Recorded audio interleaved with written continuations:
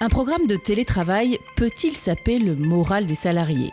C'est la question que se pose Amrita, qui dirige le bureau indien d'une entreprise internationale. Il y a 1 an, elle a permis à certains salariés de télétravailler. 20 au début, puis 50, puis 75. Désormais, cette équipe compte une centaine de personnes. Jusqu'à présent, les résultats étaient excellents. La productivité de ces salariés avait doublé, ils étaient ravis de ne plus devoir subir de déplacements et surtout, cela avait permis à l'entreprise d'embaucher de nouveaux collaborateurs sans devoir changer de locaux. Mais voilà, le DRH ne semble pas de cet avis. Pour lui, ce programme a créé une fissure dans l'entreprise entre les télétravailleurs, qui sont glorifiés en raison de leur performance, et les autres, ceux qui sont restés dans l'entreprise et qui ont l'impression d'avoir été oubliés. D'un autre côté, depuis le lancement de cette opération, la productivité de l'entreprise n'a jamais été aussi haute. Que devrait faire le bureau indien ? Devrait-il, oui ou non, étendre le télétravail à d'autres salariés ? Choix cornélien, forcément. Cette étude de cas a été menée par Sangeeta Bharadwaj du Management Development Institute de Gurugram en Inde.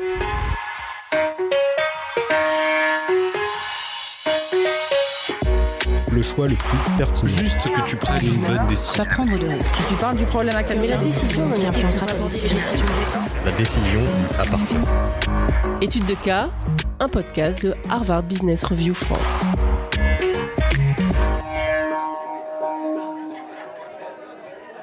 Amrita Trivedi ne pouvait faire autrement que d'entendre la discussion animée qui se tenait devant son bureau. En tant que directrice générale du bureau indien de KGDV, une société internationale spécialisée dans l'externalisation des processus de connaissances, elle avait toujours encouragé les échanges de points de vue au sein de son équipe. Mais elle était étonnée que son directeur DRH, Vijay Nayak, et sa meilleure directrice de projet, Shannon Parker, choisissent le couloir pour s'y livrer. C'est un avantage qu'ils ont gagné, Vijay. Ils l'ont mérité, ils travaillent dur. À t'entendre, on croirait presque que nous envoyons nos petits chouchous chez eux regarder la télévision et faire des gâteaux. Mais on est en train de créer un système à 2 vitesses. Les collaborateurs qui restent au bureau ont le moral dans les chaussettes. Eux aussi aimeraient travailler chez eux, mais ils ne comprennent pas pourquoi ils ne le peuvent pas. Ils le peuvent, à partir du moment où ils le méritent. Amrita ouvrit sa porte. Vijay, tu es prêt pour la réunion ? Shannon s'excusa, l'air penaud, et s'éloigna. Alors expliquez-moi, pourquoi tout ce raffut ? Les travailleurs à domicile de Shannon. Basé dans le New Jersey, KGDV avait également un bureau à Manille et offrait une gamme étendue de services, notamment des études de marché, des études dans le domaine juridique, mais c'était auprès du secteur de l'édition que l'entreprise trouvait son activité la plus importante et la plus dynamique. Convertir, indexer et rédiger des résumés d'articles de revues scientifiques que ses clients, essentiellement des éditeurs américains, vendaient ensuite à des bibliothèques, à des établissements de recherche et à des abonnés. Comme beaucoup de sociétés de son secteur, KGDV rémunérait ses salariés en fonction de leur production. Plus ils produisaient, plus ils gagnaient.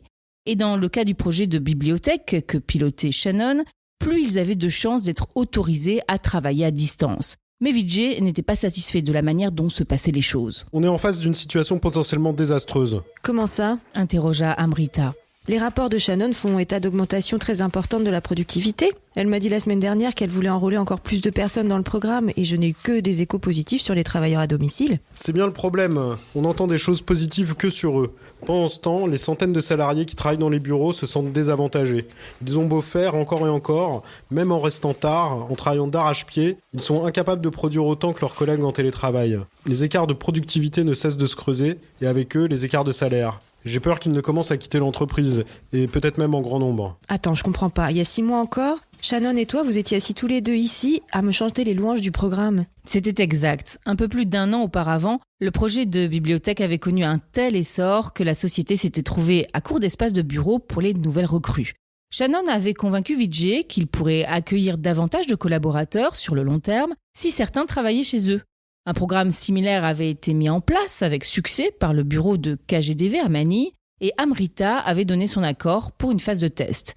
Shannon avait travaillé avec Vijay pour identifier 20 volontaires parmi les meilleurs éléments de son équipe et avait mis à leur disposition la technologie et l'assistance dont ils avaient besoin pour accomplir leur travail à distance. Ils avaient rencontré quelques problèmes au début, essentiellement d'ordre technique, mais ces derniers avaient été résolus au cours du premier mois. 2 mois après le lancement du programme, les télétravailleurs affichaient une production près de 2 fois supérieure à la normale. Amrita avait donc autorisé Shannon à déplacer 25 salariés supplémentaires dans le programme. 4 mois plus tard, ils étaient 75 et KGDV avait renforcé d'autant les effectifs basés dans les locaux, augmentant le nombre de collaborateurs sans coût d'infrastructures supplémentaires.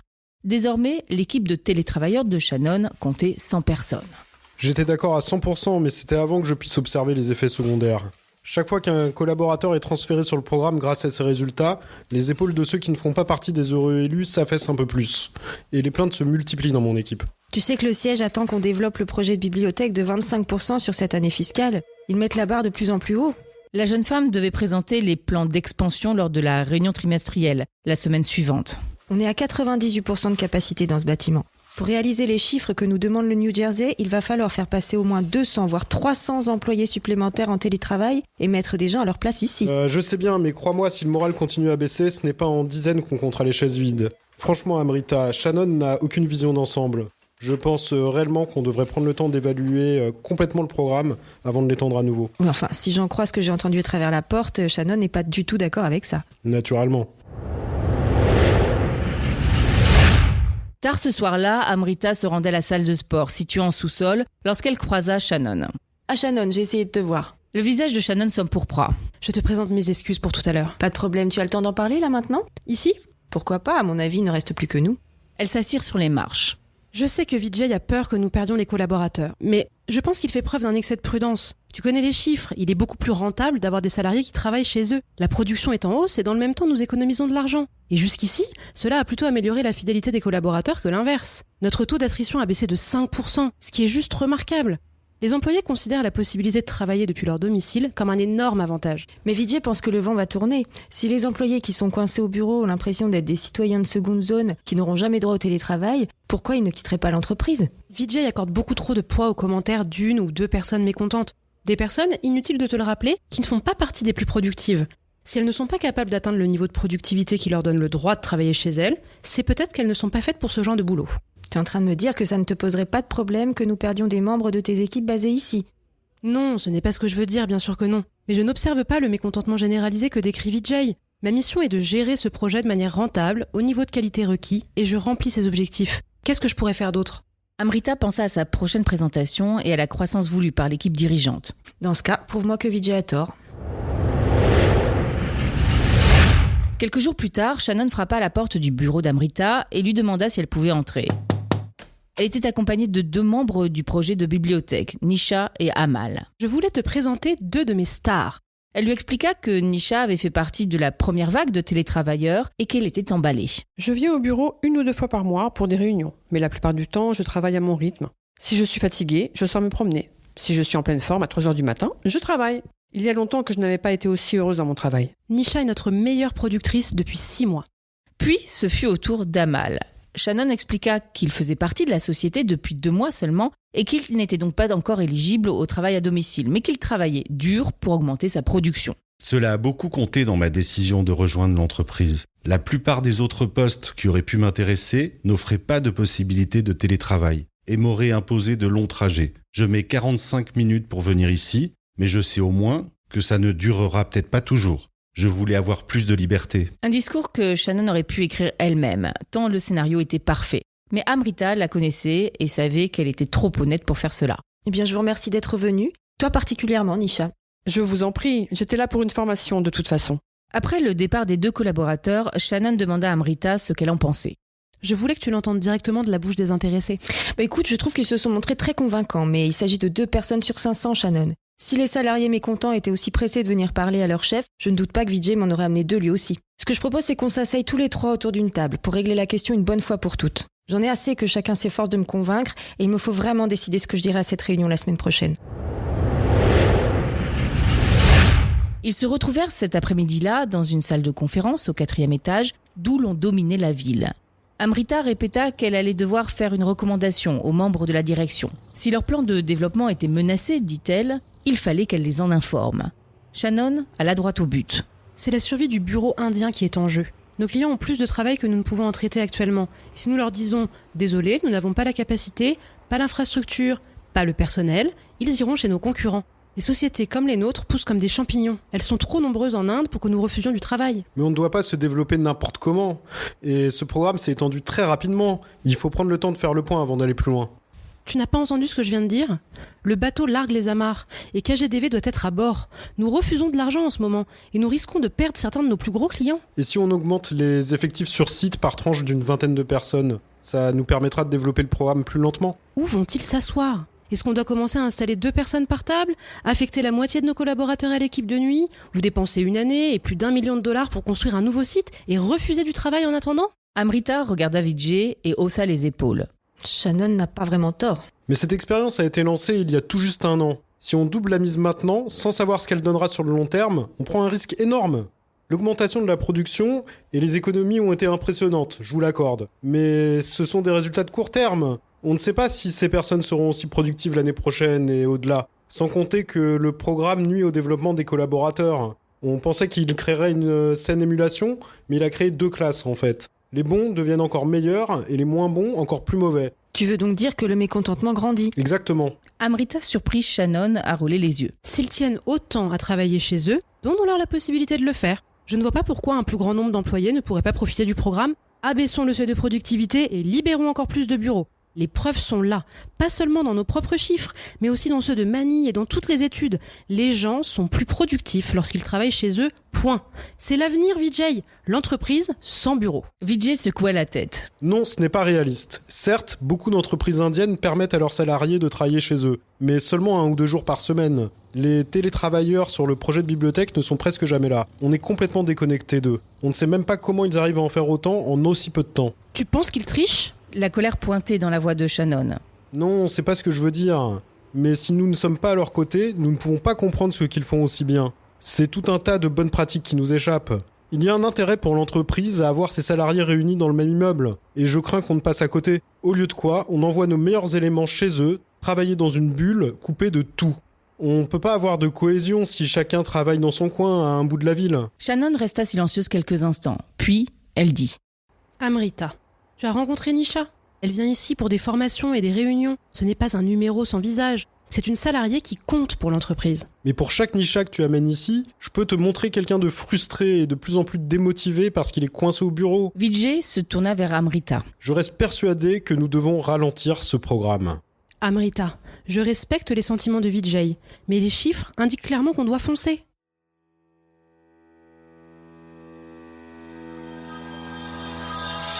Que devrait faire le bureau indien ? Devrait-il, oui ou non, étendre son programme de travail à distance ? Pour répondre à cette question, Harvard Business Review a fait appel à 2 experts. Josh Blair, tout d'abord. Il est l'un des vice-présidents de TELUS. En tant que directrice générale du bureau indien, Amrita a un objectif principal, rendre possible la croissance attendue par la direction de l'entreprise. Le programme de travail à domicile peut le lui permettre et elle doit, sans conteste, le développer. Shannon a des arguments de poids. La productivité est en hausse et la rétention client s'améliore. Les résultats sont là, mais je ne pense pas qu'Amrita doive le laisser seul poursuivre sur la même voie. Cette réussite ne doit pas être cantonnée au projet de bibliothèque, qui était avant tout un projet pilote. Il est temps pour Amrita de s'approprier le programme et de déterminer comment le déployer dans le bureau indien, tout en prenant en compte les problèmes soulignés par Vijay. Une fois qu'il aura été prouvé que le programme fonctionne, il pourra être testé puis étendu au New Jersey. C'est ce que nous avons fait chez TELUS. Il y a 9 ans, nous avons mis en place dans une division un programme de télétravail expérimental que nous avons ensuite déployé sur tous nos principaux sites au Canada après y avoir apporté les ajustements nécessaires. Pas moins de 65% de nos quelques 30 000 employés canadiens travaillent chez eux, à plein temps ou à temps partiel. Nous avons diminué nos coûts immobiliers d'environ 50 millions de dollars par an, progressé vers notre objectif de réduire notre empreinte carbone de 25% à l'horizon 2020 et rendu très heureux les salariés qui aspirent à davantage de liberté. Certains veulent échapper à de longs trajets quotidiens dans des villes comme Toronto et Vancouver, d'autres souhaitent diminuer leur impact sur le changement climatique, d'autres encore s'épanouissent et sont plus productifs dans un environnement plus tranquille. Cela ne signifie pas que les inquiétudes de Vijay ne soient pas légitimes. Elles le sont et doivent être prises en compte. Il n'est pas surprenant que les salariés qui travaillent dans les locaux de l'entreprise soient envieux de leurs collègues qui travaillent chez eux. Lorsque nous avons lancé notre programme, nous avons été confrontés aux mêmes inquiétudes concernant l'équité. La première question à laquelle Amrita doit répondre est la suivante. Quelles tâches peuvent être accomplies à distance et lesquelles ne le peuvent pas ? Chez TELUS, par exemple, les employés qui servent les clients dans les magasins ne peuvent de toute évidence pas bénéficier de ce programme. La seconde question est, sur quels critères accède-t-on au programme ? Amrita doit disposer de critères sans ambiguïté. À partir du moment où les salariés remplissent les conditions voulues, ils ont la possibilité de travailler chez eux. Les membres de nos équipes savent qu'ils seront réintégrés dans nos locaux si leurs performances ne correspondent pas aux attentes. Vijay a également raison de se soucier de préserver la camaraderie et la collaboration, c'est essentiel. Chez TELUS, nous formons nos leaders aux meilleures pratiques. Les chefs d'équipe décident comment et quand réunir les employés. Nombre de nos groupes décentralisés se réunissent 1 ou 2 fois par semaine. Ceux qui sont plus dispersés géographiquement ont la possibilité d'organiser des visioconférences hebdomadaires et se rencontrent 1 à 2 fois par an. Shannon a déjà pris certaines de ces dispositions et elle a défini des critères de performance conditionnant l'éligibilité des salariés au programme, mais la clarté des règles et des normes est essentielle. Amrita et Vijay doivent l'aider à communiquer plus largement pour expliquer qui est éligible, comment et pourquoi. La transparence est la seule manière de garantir que le programme soit perçu comme équitable par les salariés.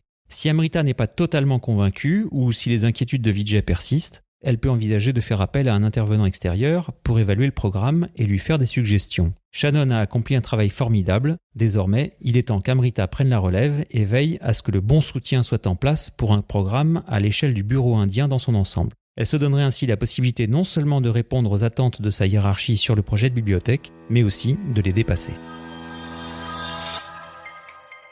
Notre deuxième expert est Ashok Mishra. Il est vice-président et directeur des opérations d'Innodata.